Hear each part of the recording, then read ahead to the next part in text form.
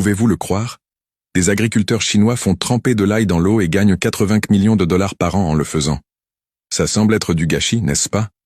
En fait, cela fait partie d'une ancienne technique agricole transmise depuis des milliers d'années, la méthode secrète pour cultiver les pousses d'ail jaune. La clé? Pas de soleil. Les agriculteurs couvrent leurs serres de tissu noir, laissant l'ail vivre dans l'obscurité.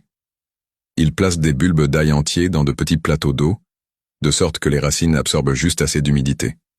Mais sans aucun soleil, aucune chlorophylle ne se forme.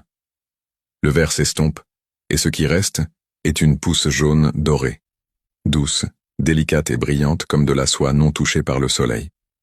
Après environ 2 semaines, les pousses jaunes sont prêtes à être récoltées. Leurs racines sont blanches, leurs tiges se tiennent droites, et lorsque vous en cassez une, elle fait un craquement croustillant. Dans les cuisines chinoises, elle est souvent sautée avec des œufs, juste un peu d'huile et de sel, et l'arôme emplit toute la pièce. C'est tendre, doux et parfumé, bien meilleur que les fans d'ail ordinaires. Son prix est plusieurs fois plus élevé que l'ail normal, mais elle est toujours très demandée. Alors non, jeter de l'ail dans l'eau n'est pas du gâchis. C'est ainsi que les agriculteurs chinois utilisent des siècles de sagesse pour cultiver une délicatesse dorée.